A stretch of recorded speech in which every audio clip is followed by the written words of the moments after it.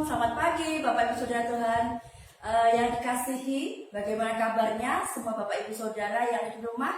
Pasti semuanya sehat luar biasa di dalam Tuhan Yesus. Kita bertemu kembali meskipun kita belum bisa bertatap muka di gereja. Kita bisa bertemu melalui media sosial, melalui cara dengan seperti ini. Kita masih bisa berkomunikasi, kita masih bisa saling menyapa satu sama lain. Puji nama Tuhan. Kita akan mulai ibadah kita pada pagi hari ini. Kita akan berdoa terlebih dahulu. Kita akan satu di dalam doa.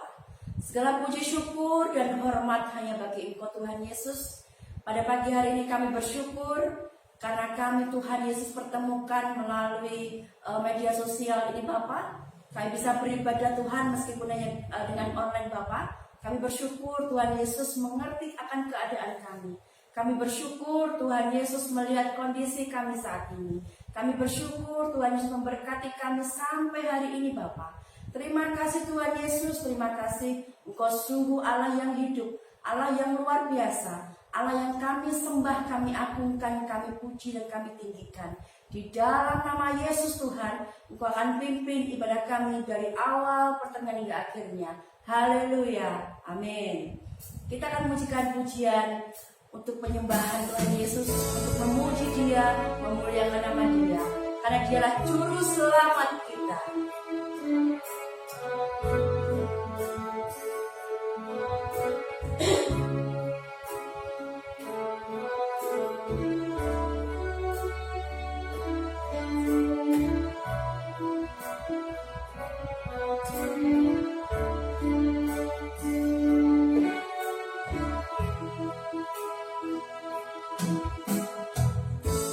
Aku harus berjalan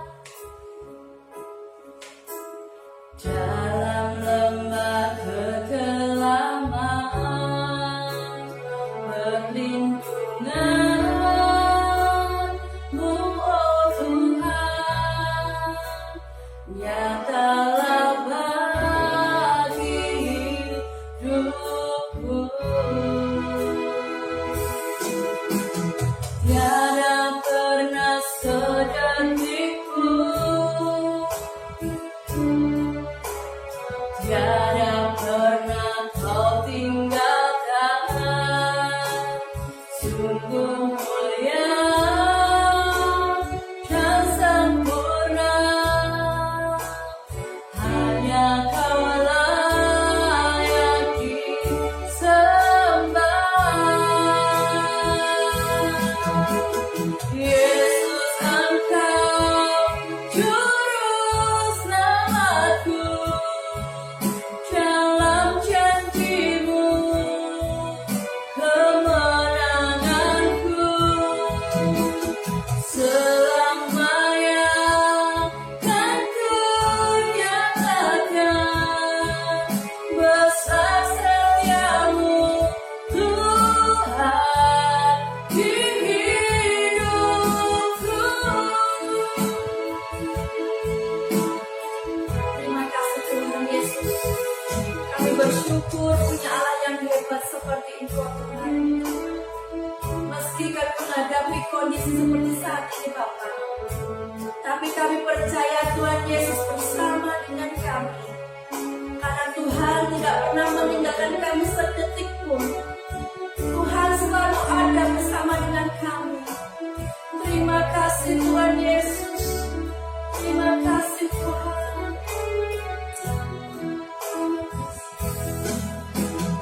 Tiada pernah sedetik pun, tiada pernah Kau tinggalkan. Sungguh mulia dan sempurna,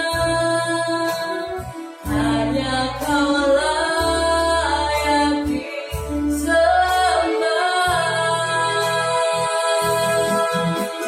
Yesus, Engkau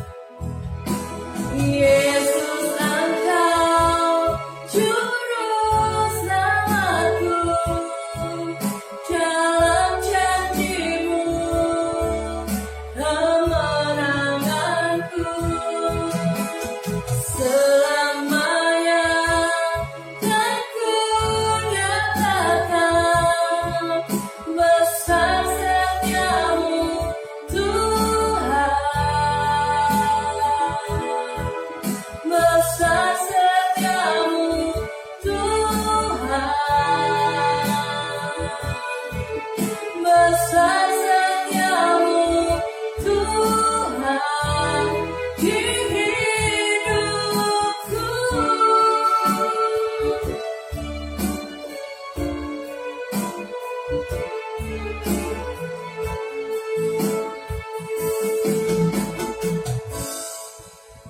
Kini tiba saatnya kita akan mendengarkan firman Tuhan. Kita akan mendengarkan firman Tuhan yang disampaikan oleh hambanya Ibu Pendeta Misia. Monggo siapa?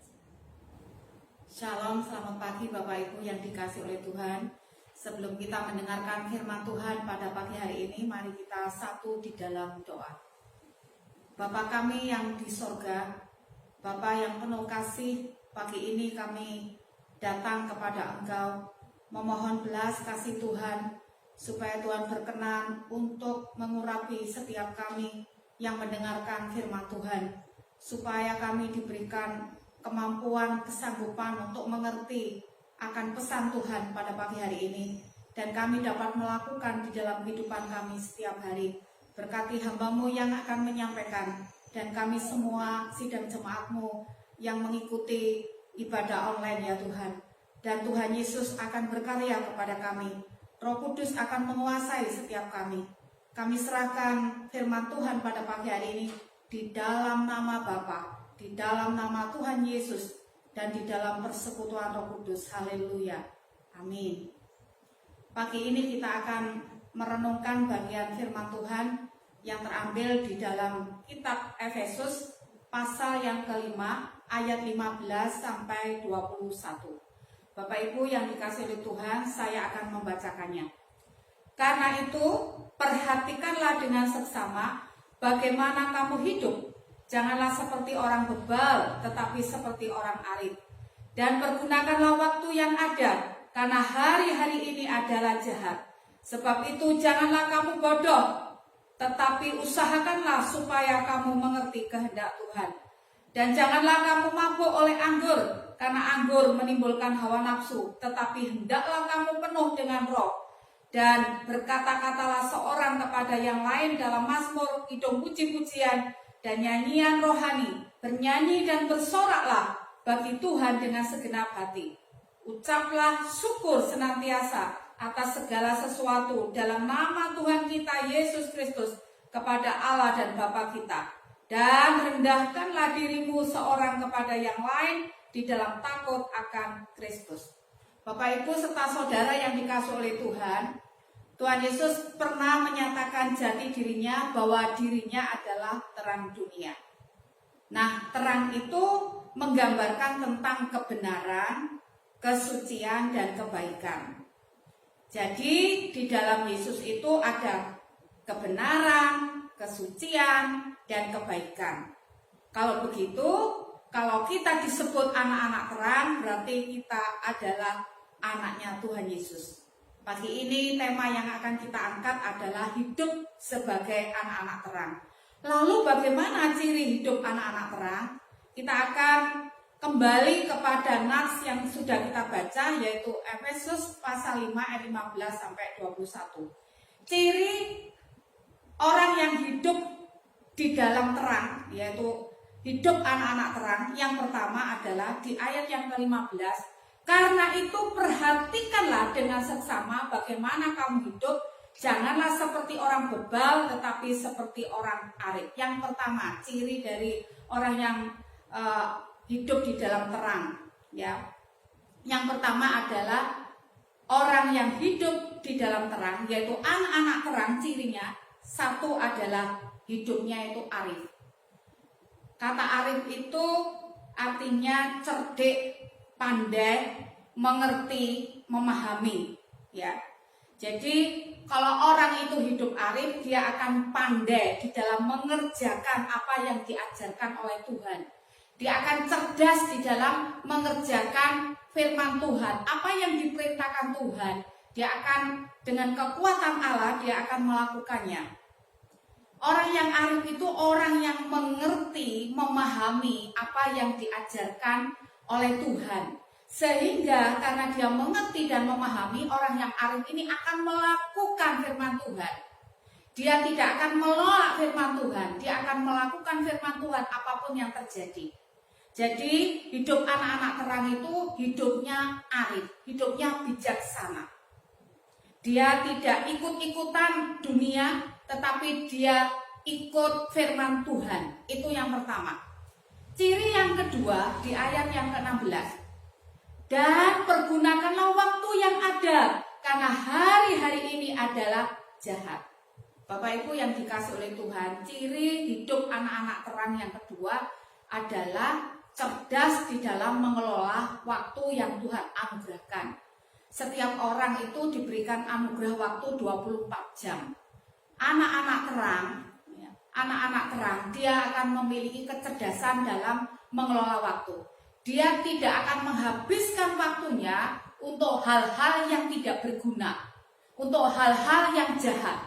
Tetapi anak-anak terang, dia akan menggunakan waktunya untuk hal-hal yang berguna, untuk kemuliaan Tuhan. Dan anak-anak Tuhan, anak-anak terang, dia akan bisa menggunakan waktu untuk Tuhan, untuk keluarga, untuk pelayanan, untuk pekerjaan, untuk belajar. Dia akan bisa mengelola waktu itu, sehingga dia tidak pernah kekurangan waktu. Bahkan dia bisa menggunakan waktu itu untuk hormat dan kemuliaan bagi nama Tuhan. Apabila seseorang ini pandai mengelola waktu, dia akan mengalami keuntungan besar. Ya, dia akan mengalami keuntungan yang besar dalam kehidupannya. Dia bisa ada waktu untuk Tuhan, waktu untuk keluarga, waktu untuk bekerja, waktu untuk belajar, waktu untuk pelayanan. Semuanya bisa terhandle semuanya karena dia bisa mengelola waktu. Anak-anak terang hidupnya itu pandai mengelola waktu. Dia pintar mengelola waktu, dia mau mengelola waktu. Karena waktu itu anugerah Tuhan. Waktu itu tidak bisa diulangi. Dan waktu itu terus akan berjalan. Orang yang bisa mengelola waktu adalah orang yang beruntung. Ya, karena dia akan mendapatkan manfaat-manfaat besar dari mengelola waktu itu. Yang ketiga, ciri daripada orang yang hidup di dalam terang. Yang ketiga di ayat yang ke-17. Sebab itu janganlah kamu bodoh, tetapi usahakanlah supaya kamu mengerti kehendak Tuhan. Ciri daripada orang yang hidup di dalam terang, yaitu mereka adalah orang yang mengerti kehendak Tuhan. Ya, orang yang mengerti kehendak Tuhan.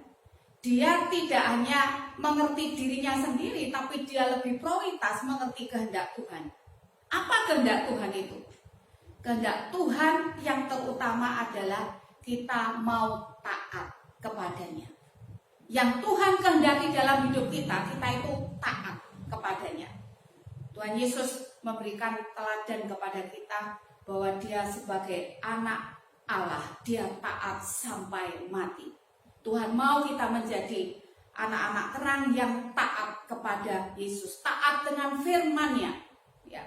Kalau seorang taat, maka dia akan mengalami berkat yang melimpah. Yesus taat sampai mati dan akhirnya dia dimuliakan oleh Bapa di surga. Bapak Ibu yang dikasih oleh Tuhan, untuk taat itu tidak mudah. Kita harus mulai belajar sekarang untuk taat dengan firman Tuhan. Karena firman itu berkuasa. Firman itu punya kuasa yang dahsyat. Firman itu sanggup mengubah hidup kita dari yang tidak baik menjadi baik. Firman itu sanggup memberikan kekuatan, topangan kepada kita. Sehingga Tuhan mau kita taat kepadanya. Orang yang hidup di dalam terang, dia mengerti kehendak Allah. Yang dikehendaki oleh Allah adalah kita menjadi anak-anak terang yang taat kepadanya. Yang keempat, di ayat yang ke-18, saya akan bacakan.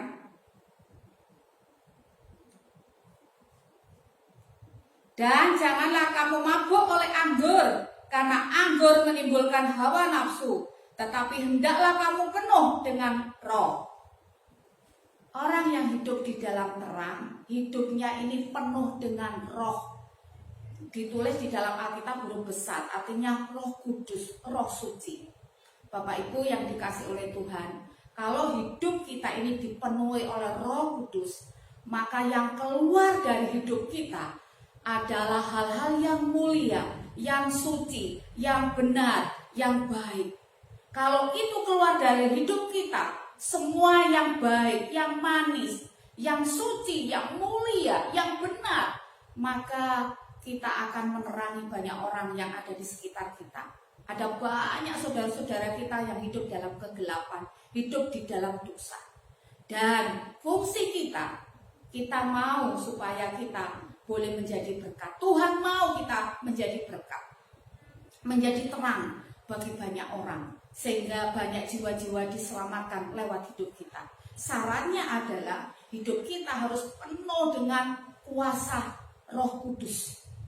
Karena kalau kita tidak dikuasai Roh Kudus, maka roh dunia akan menguasai kita. Dan kita tahu kalau roh dunia menguasai kita, apa yang akan terjadi? Hal-hal yang buruk yang akan kita kerjakan. Oleh sebab itu, Bapak Ibu yang dikasihi oleh Tuhan pagi ini, ciri daripada anak-anak terang, hidupnya itu dipenuhi dengan kuasa Roh Kudus. Bukan roh mabuk-mabukan. Ya, roh mabuk itu bukan dari Tuhan. Dikatakan di sana, jangan kamu mabuk dengan anggur.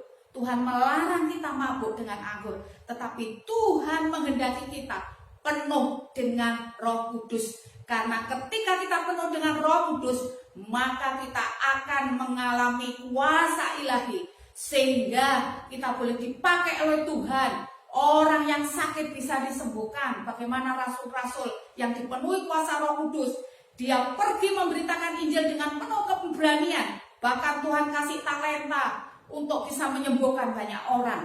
Dan mereka diberikan kekuatan untuk menjadi alat Tuhan yang luar biasa. Ciri yang kelima, ayat yang ke-19.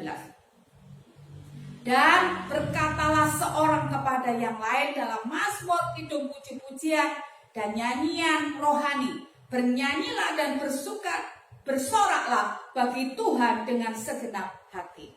Ciri yang kelima, hidupnya ini boleh menjadi berkat bagi teman-temannya karena yang diperkatakan kepada orang lain itu adalah perkataan yang indah. Bukan perkataan yang membuat orang lain down, tapi perkataan yang bisa membangun. Mulutnya penuh pujian, penuh sorak-sorak dengan segenap hati untuk kemuliaan Tuhan. Inilah ciri daripada anak-anak terang.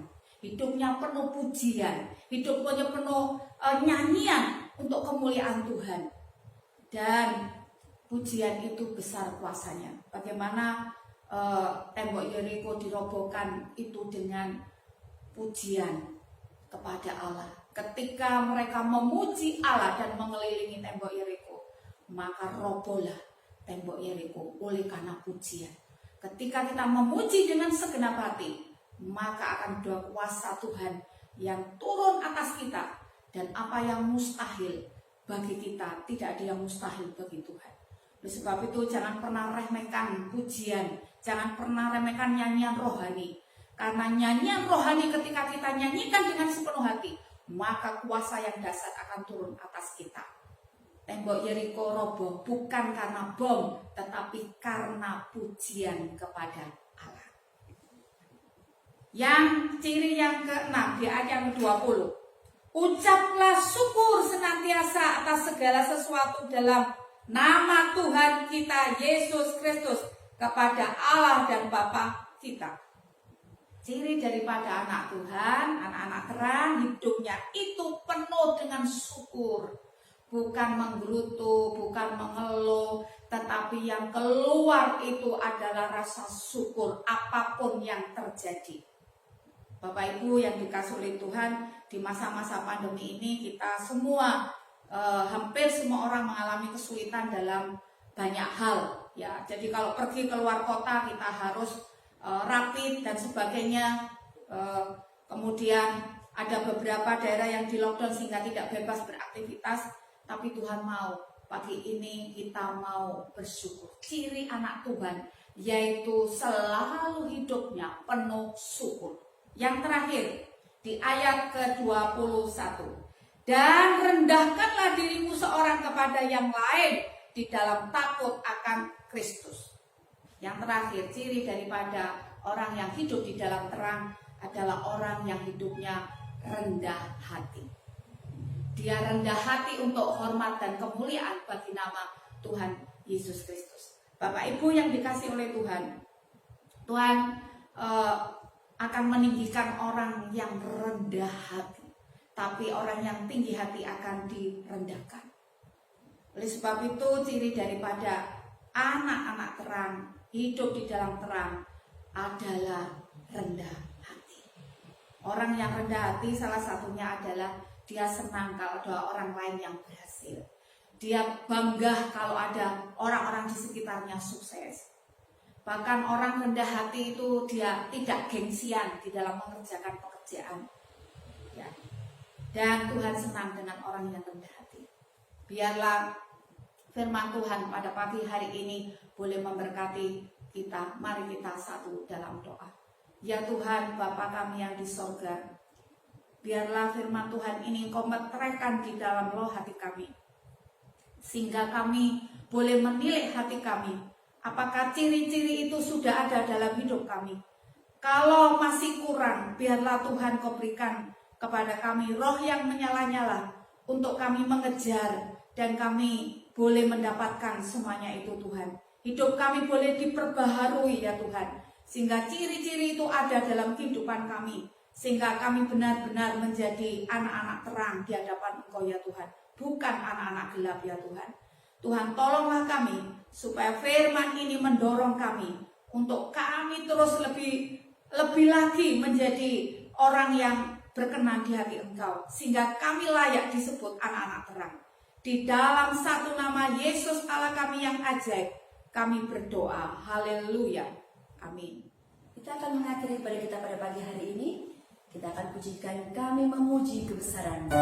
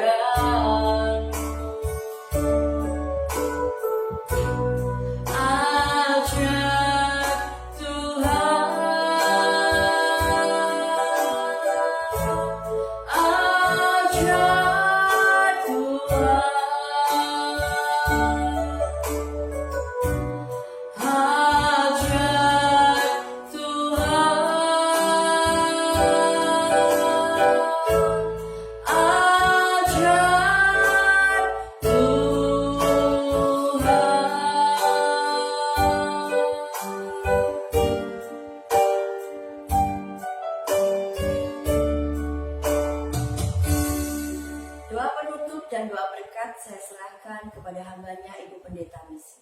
Mari Bapak Ibu kita akan berdoa. Kita akan menutup kebaktian pada pagi hari ini. Kita akan menerima doa berkat. Mari kita satu dalam doa. Bapa kami yang di sorga, kami mengucap syukur untuk pagi ini kami boleh beribadah sekalipun ibadah online. Kami terus berdoa untuk seluruh sidang jemaat Engkau supaya iman mereka tetap bertumbuh di dalam Engkau. Engkau juga berkenan memberkati, mensejahterakan kota dan bangsa kami, supaya situasi pandemi ini segera berakhir. Tuhan yang akan memberikan roh hikmat, marifat dari surga kepada para pemimpin kami, pemimpin bangsa ini. Kami juga terus berdoa ya Tuhan, biarlah Tuhan memberkati pekerjaan Tuhan di tempat ini Bapa. Sebelum kami mengakhiri ibadah pada pagi hari ini, kami mohon Tuhan memberkati kami.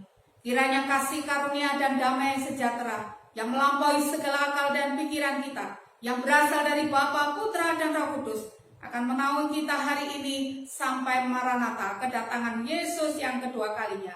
Haleluya. Amin. Bapak Ibu yang dikasih oleh Tuhan, kita akan mendengarkan pengumuman. Yang pertama, bahwa mulai minggu depan tanggal 14 Februari kita akan kembali ibadah tatap muka. Jadi kita akan ibadah di gereja, jamnya sama, setengah 7 pagi. Yang kedua, untuk persembahan hari ini bisa koordinasi dengan Ibu Catur. Silakan yang akan membawa korban persembahan, baik itu persembahan syukur, persembahan 1/10 yang menjadi hak Tuhan, silakan untuk koordinasi dengan Ibu Catur. Demikianlah pengumuman yang bisa kami sampaikan. Selamat berhari Minggu, Tuhan Yesus memberkati kita semua. Haleluya.